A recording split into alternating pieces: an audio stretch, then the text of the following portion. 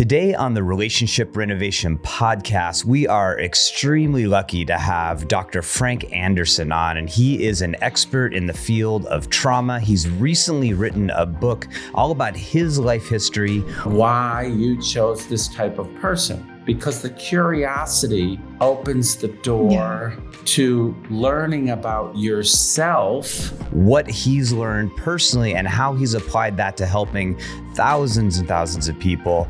I'm out of here, this is over. 50% of relationships do that, right? Or we can stay and repair. Like we are all trying to heal, and we typically recreate the very thing we're trying to get away from. I know you're going to get a heck of a lot out of this episode, so stay tuned.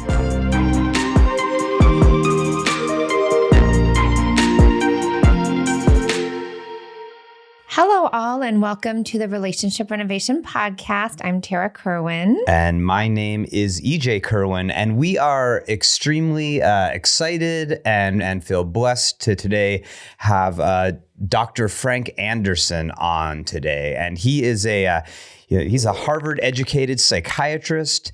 His specialty is trauma, which is something that we're really interested in digging into and understanding better, and how that applies and affects adult relationships. And he has an upcoming memoir that'll be coming out very soon called To Be Loved, a story of truth, trauma, and transformation. So thank you and welcome to our podcast, Dr. Frank. Thank you so much. It's great to be here. I'm excited for this conversation. Thanks for having me.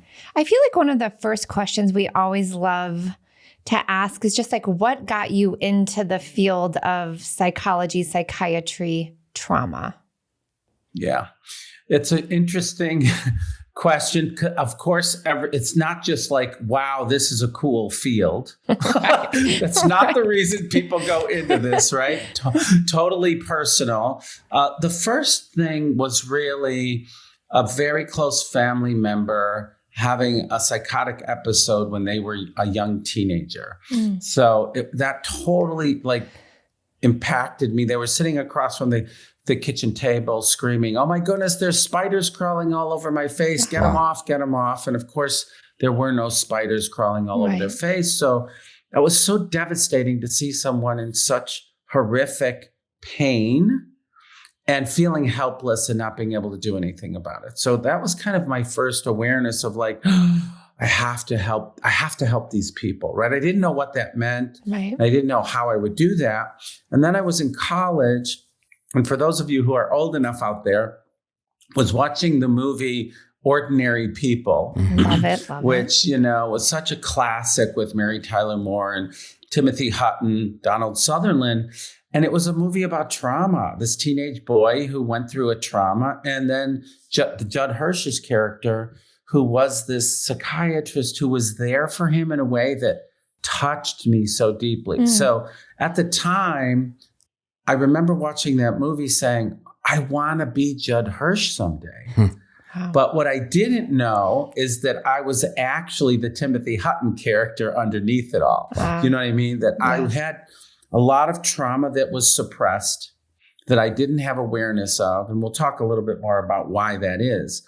But that was another moment for me, like, something hit me so deeply and so profoundly. I wanted to help, but didn't know that I was wounded in that way, right? And it wasn't until I got into my residency at Harvard, working with chronically mentally ill folks who were homeless. And again, this desperation of being with their pain is when I got into therapy for the second time in my life. And then I started uncovering my own trauma history. It's like, it's not just about my desperate desire to help somebody. It's like, wow, I actually have this stuff buried inside of me, and it's time for me to look at it and start healing it. I'm always amazed by, you and all the work you've done in the field, but how we can take our own story and we're so compelled to heal and then to want to help others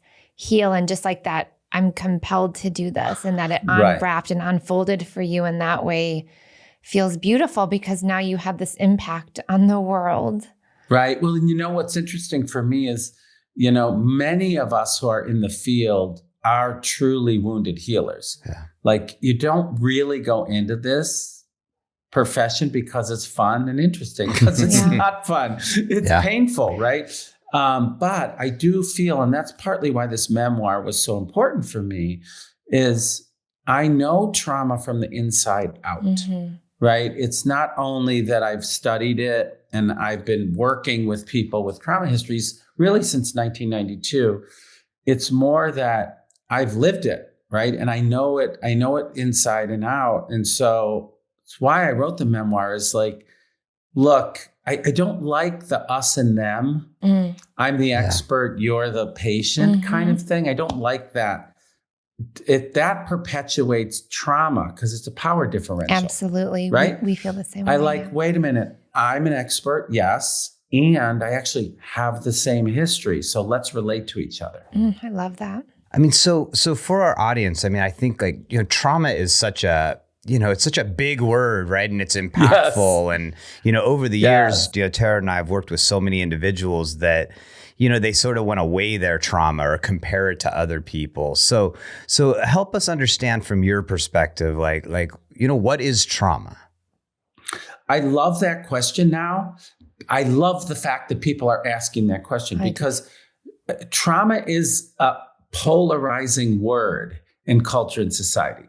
Some people are like, not me, I'm strong, I don't have trauma. That's for weak people, right? There's some people that hold this aversion to the world. And then there's also now on social media, there's like this, I think somebody said trauma dumping that's happening. Like, everybody's got trauma and everything is trauma. So we're really polarized in culture and society. And so I love the fact that people are asking, what actually is it? Right. And do I have it? Right.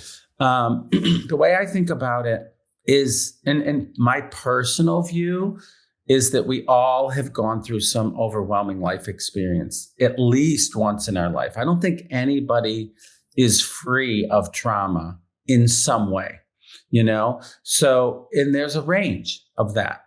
But for me, the trauma is the experience. What happened to you? Like, what did you go through, whether it was bullying, whether it was the acute loss of a parent at a young age, whether it's being in a relationship that was abusive, physical, sexual abuse, being neglected by a parent. There's so many experiences of something that's overwhelming. When we hold, I think trauma energy is when we absorb something that's overwhelming. Right. And it's an experience we go through. I think of intensity, frequency, and duration. Yeah. Right. Intensity, frequency, and duration. So what are you holding? What did you go through? Is what is traumatic, because kids in the same family go through the same thing, and one gets PTSD and the other one doesn't. Exactly. Right. So everybody's different in how we respond to an overwhelming experience. So the second piece for me, which is what gets confusing for people, is what is your response to the event? Exactly. Right? Yep. What's the response? Because the response is really important. And this is where I think people don't understand that, I have a trauma history and my response is the window into that. And what I mean by that is this, right? PTSD is a cluster of symptoms. And that's where a lot of people are like, well, I don't have that. I'm not having flashback or intrusive images or hyperarousal, high blood pressure, increased heart rate. So I don't have trauma. That's one such response. PTSD, post-traumatic stress disorder, is one such response to trauma.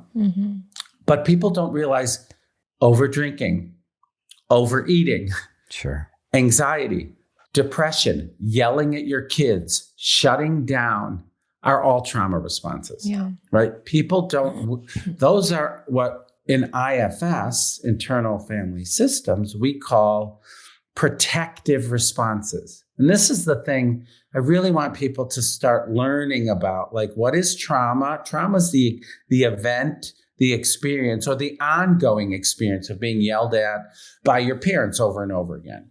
And then your response is your window into what happened to you, right? Because there's these wide ranges of responses that people have, and they're not aware that those are connected to the trauma.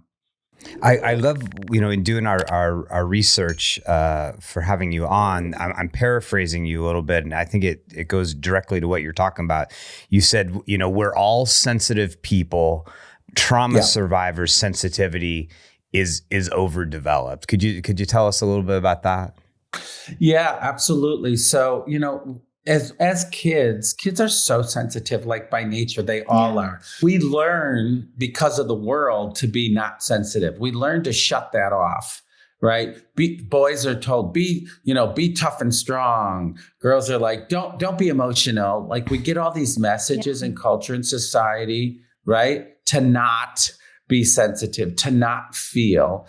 Amy Poehler is the voice of Inside Out, right? And Inside Out 2 is coming out in June. And she did an interview and she said, oh my goodness, do you know how many times I told my children, don't be sad, don't be sad. And like, here she is playing the voice of joy. And she's like, culture and society teaches us not to feel and all the reasons why we don't feel. But people with trauma histories, people who have gone through repeated, overwhelming life experiences have an increased sensitivity.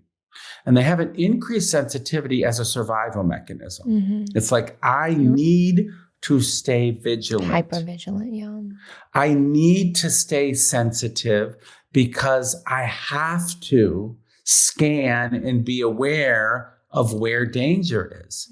Right. And so that ends up happening a lot for people, is that trauma survivors often have a heightened sensitivity that they've needed to protect themselves. It's the vigilance, right?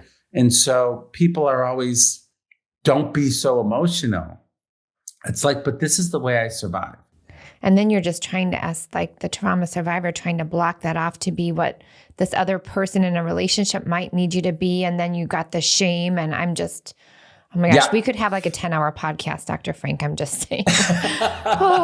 Well, and I was going to just say really quickly too, because our nervous system development, right, changes as we age, and just like that, because I'm always thinking about, right, I come from my own trauma background, neglect and abuse, physical, emotional, sexual, all of it.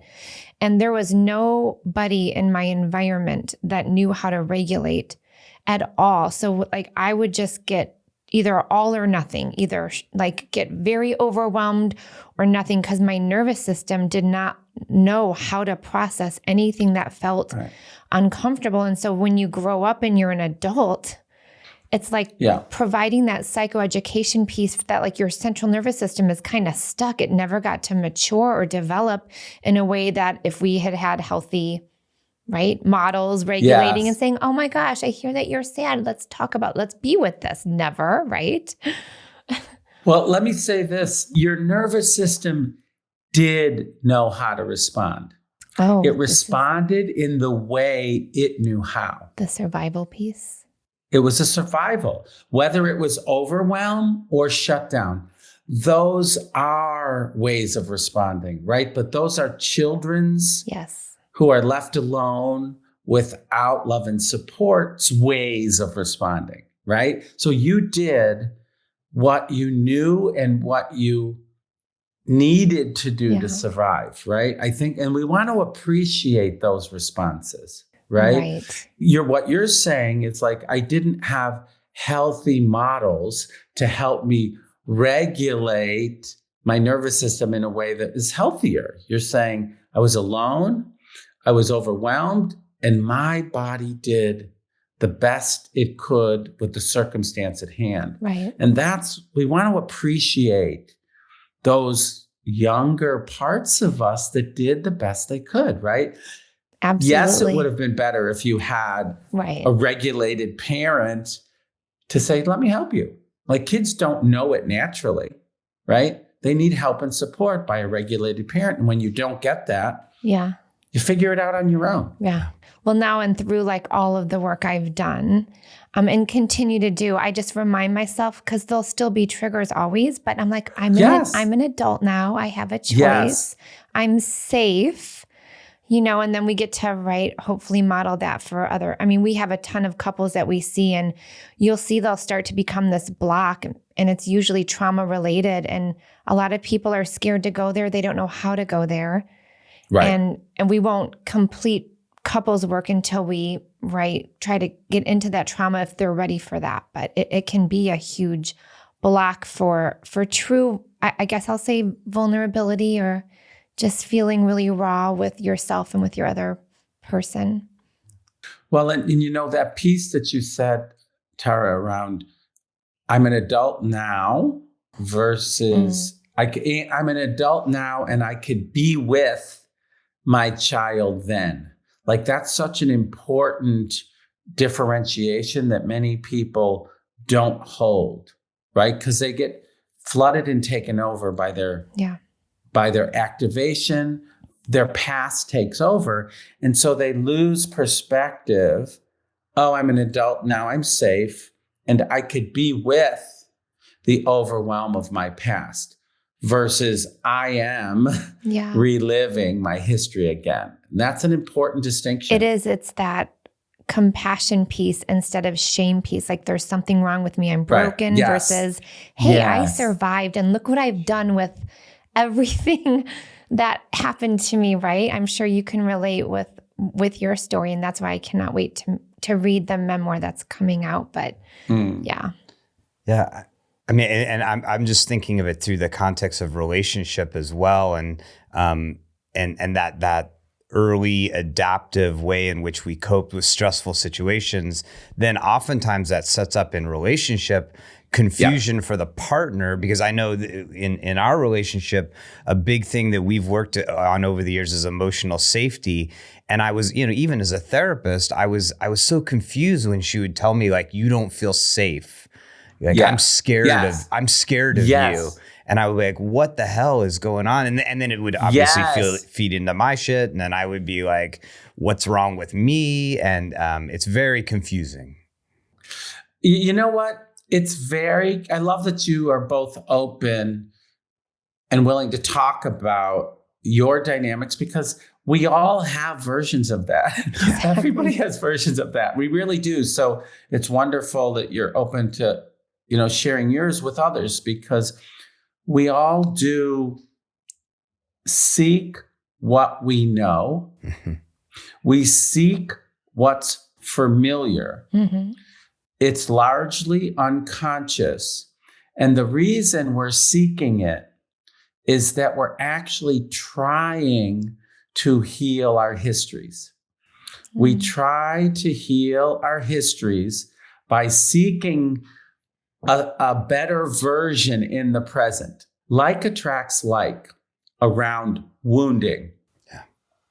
That's when you say, oh, when she tells me I'm unsafe, it's like, then my stuff gets activated. It's like, I'm no good, I'm bad, right? Yeah. Yep. It's like the perfect bad fit to help each one of us heal, right? But it's paradoxical, right? Because on some level, it's like, it gives you, oh, this is my opportunity to heal. But conversely, it also says, like, this is the freaking worst. You're the one person who's not supposed to make me feel horrible about myself. So many people give up, right? That was, the reason why EJ and I created everything we have now is because I was like, no, I know I love you. Like, I don't want to give up. And so we went through hell and back and learned what we needed to do, and which is why we're supporting all the couples now. But so many people just want to give up because it feels too much.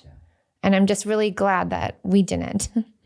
It ends up being like, I'm trying, this is redemption. I'm trying to heal it, and I end up recreating it. That's very painful. Yeah. Right. And that's what ends up happening with all of us, really, depending on our level of wounding. We're trying to heal it. We end up recreating it, and then we get really overwhelmed by it. There's this two things I'll say. There was a play in Boston several years ago. I didn't see the play, but I loved the title. It's like, I love you. You're perfect. Now change. Oh, I saw that in Chicago like 20 years ago, Dr. Frank. I loved it too. Right? Oh. It was like, that's what we do. We're like, we seek these people and we're like, oh my goodness, you're going to be everything I need to heal. Totally. Yay. Like stage one of a relationship. And then your history gets activated and so does the other person's. That's why you got together unconsciously. And then you're like, oh my God, I can't stand this thing about you that I actually sought out in the first place. Right? Yeah. And the thing that I say about it, and it sounds like you all did the latter. I'll tell you about the 3 hours I think about for any moment. Like we can repeat it, we can repress it, or we can repair it. Mm-hmm. Right. And so when we get into those moments, we can either, I'm out of here, this is over. 50% of relationships do that. Right. Or we can stay and repair. Yeah. Which is differentiating our past from our present. When we truly do the work to repair, we're not repeating our history anymore. We're repairing it. We're creating a new relational paradigm as adults, right? Not repeating our childhood. So one of the things, EJ and I created kind of like this model, the relationship renovation model. And one of the first things we do with our couples is their genogram and their timeline. And they start to experience each other differently. Like, oh, you acted like this when you were 9, 10. It's not just me. I'm not just the bad person. We don't even get into like, why they're there until after we finished all of this so they can have a better understanding, because otherwise they won't hear it differently. And when you walk into our lobby, like the very first thing you see on a chalkboard is like, our partner is our greatest teacher. Be patient. Yes. Be patient for the lessons. I love that. Hold on, baby. Yeah. So, I mean, most people's like entry point into couples counseling, into maybe individual work because they're suffering a lot in their relationship, is they're at that place where they're just majorly disrupted by the fact that they have ended up back into that old situation, right? And so they're at that point. And so if maybe they're listening today and they're like, oh my gosh, this isn't that my partner is just a horrible human being, or I'm like uniquely broken myself. How do you think that they begin to create a mindset of change either individually or as a couple to taking like sort of the first step to healing their trauma based upon the information that their relationship is giving them? Well, it is, for me, it is holding that awareness that, because most people like come in because the other person's a problem. Right, absolutely. I'm fine. If you would change, everything would be better. So I want to bring people the awareness like, oh, you chose this person for a reason. And it might have not been clear to you consciously about why you chose them. So are you interested in getting curious about why you chose this type of person? Because the curiosity opens the door to learning about yourself, not about the problems in them, right? Why did I choose a person like, what's in it for me? We have this thing in IFS, Internal Family Systems, and Toni Herbine Blank is our couples kind of teacher in this. She creates all these curriculum. Is what we say to people around couples therapy using IFS is, what if you didn't get so upset when your partner did this thing? Not what if they stopped doing this thing. We never say, we never say, what if they stop this? Will you be okay? We say, what if you don't get shut down? You don't get upset? What if you don't get activated by their behavior? Are you interested in that? And that's a whole different perspective. It says, what if we can help your response to them? All internal over external. Well, because it creates then space for a different process, right?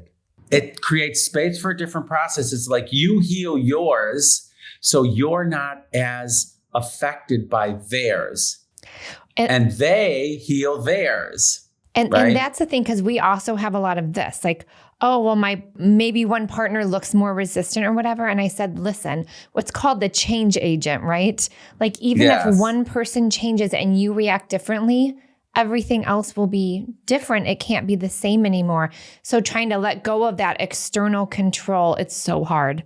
Oh, Dr. Frank, it's so hard for some couples because they are so dug in. Their heels are dug in, right? I mean, people aren't aware of it often, but I mean, change is hard. Yeah. And it does make us access our pain. Like, if I change, right? What's going to happen in this relationship? Like, will I lose? Will change lead to loss? Is much more common for people to fear than change can lead to expansion and growth, right? The fear is like, I'm doing the best I can. And if something changes, it is a fear-based response. I will be alone again.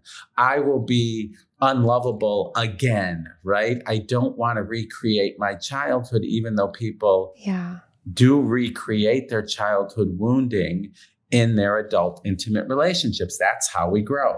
But which is why, because it's like, we see this, and like kind of the book that we're writing is You Had Me at Goodbye.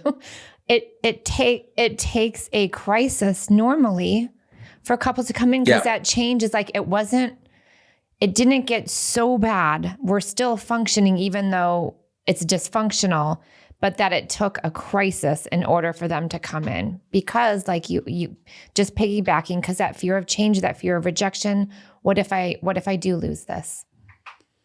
Oh, fascinating. So we've identified trauma. What is it? It comes in a lot of different shapes and sizes, big T, little t. We talked a little bit about how we reproduce as in our relationships, common dynamics that came out of our childhood. How about now when you start looking at helping people heal from trauma? And specifically people maybe they're identifying it in the context of they're dealing with it while they're in relationship. They're trying to get their relationship to function and trying to begin to take on, something maybe they've never taken on before.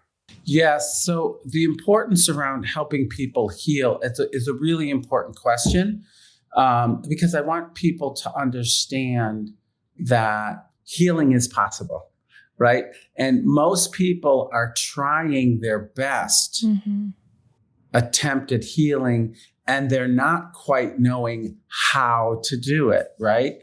So I do want to give people like hope.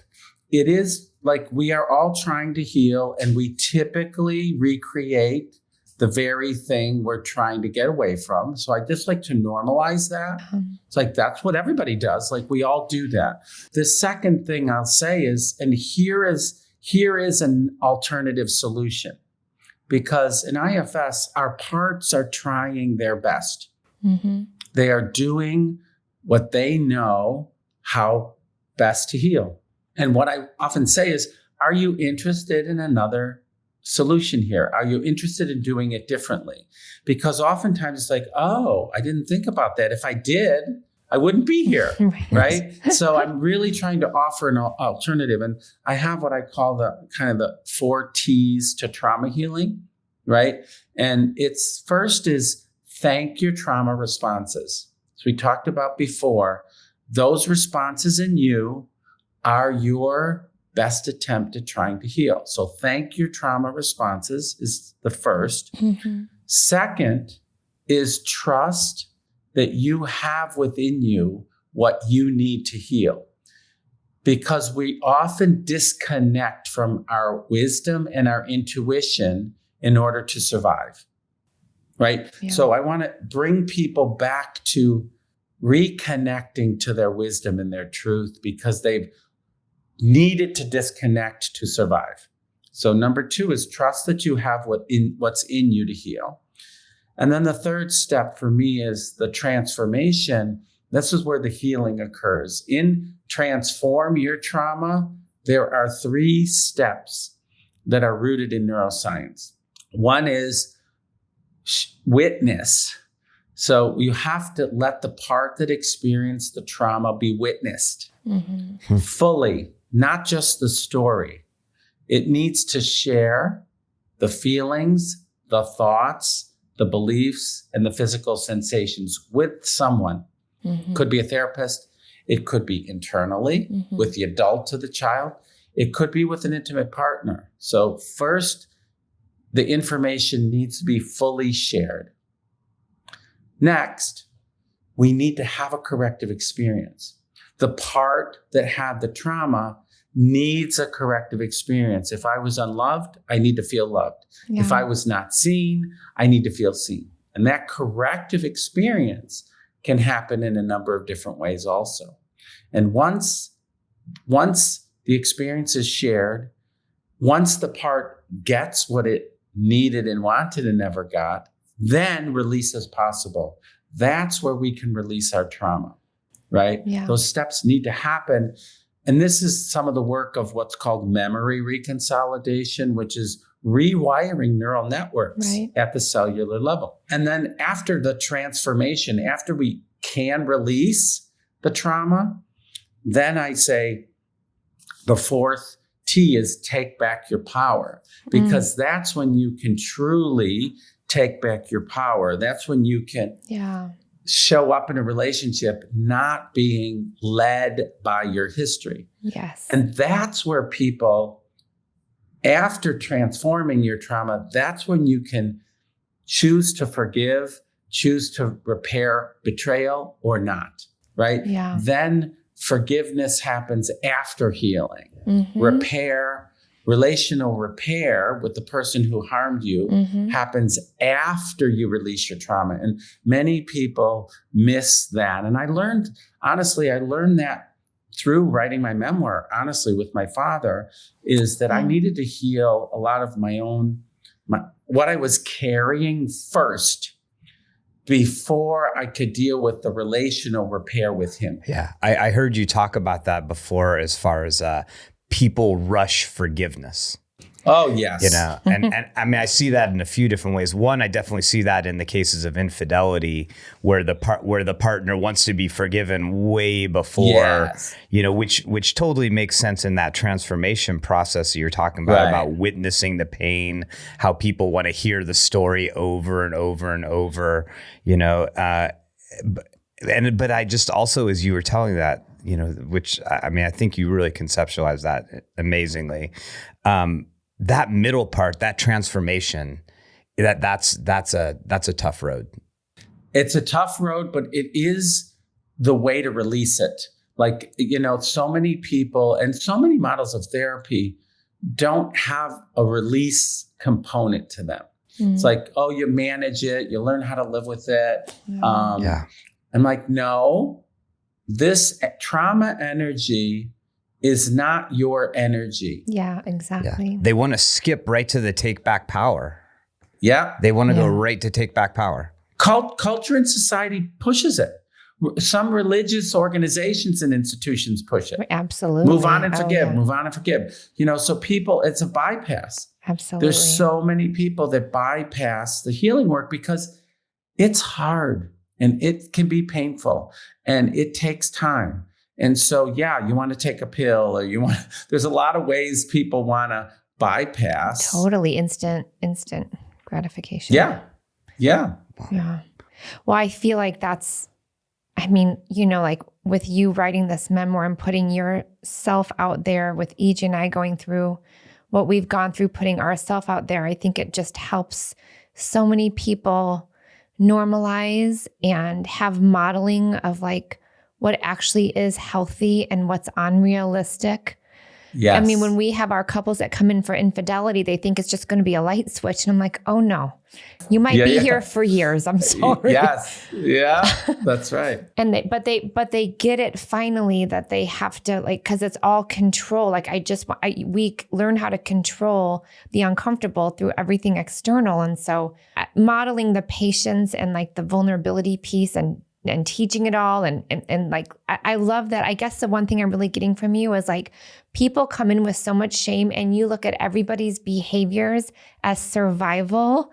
And I love that because especially in couples, like he does that or she does that or they do that. And it's like, well, I love how you've just reframed it, that it's all, that's what we did to survive. 100%. 100%. And when you're working with couples too, and this is always something I'm looking for, is are they both willing to change? And are they both willing to create something new instead of staying in the shame blame cycle, right? It's like, if one person did the betrayal, both people have to change in order for something to really repair. And are both people willing? And that takes time, of course. But what was my contribution? The passive bystander that allowed the person who acted out to act out. Like, what was the relationship between the two of you? Like, I love when people like, we want to get back to what it was. And I'm like, oh, no. No, you don't. You actually don't. Are you sure about that? Because it was not working. No. Yeah. The reason you're here is because it wasn't working. Like, are you both interested in creating new? Yeah. And that's an important question. Yeah. Are you both interested in creating new? I want to make sure we talk about your book that's about to come out. But I have a question, and I hope it's not too personal. But go ahead. If when you read this book, you will see that nothing is too personal because I put everything out there. Yes. That's why, To Be Loved, a story of truth, trauma, transformation. So it's obviously your story. And just for our audience, how did your journey of healing affect you in relationship? How did it change the way that you were able to give and receive love? It was such a lifelong lesson. I'll tell you that, a lifelong lesson. I was somebody who learned at a very early age to disconnect and repress from myself in order to survive. The book opens and my parents say, "You're not going to school today, Frankie." I was 6 years old and was sent to therapy for 6 years.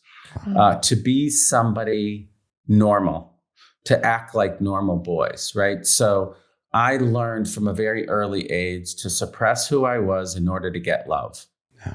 Okay, that was the message for me.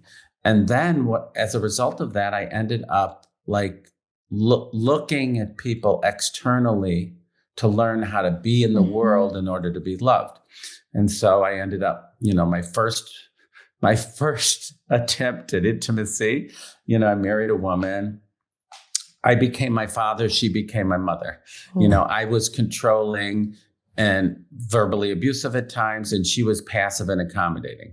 So I totally repeated my parents' situation. And I hated myself for doing the very thing that I was the recipient of. My father was, verbally and physically abusive to me. And here I am recreating that. So that was horrible. And then I ended up through my therapy process coming out as gay. And then I repeated the other side. The first relationship with the guy that I was in, I was my mother and he was my father. I found somebody who was... You had to try out both sides, Dr. Frank. Right? Isn't it? It was okay, that didn't work. Let me try the other side. And then I was repeating that dynamic as being more passive and accommodating, with somebody who was more controlling. And I was oh my God, talk about rinse and repeat. Right? I was I was on rinse and repeat. And so then it was another round of therapy, separate from being in therapy of childhood, is to really heal myself.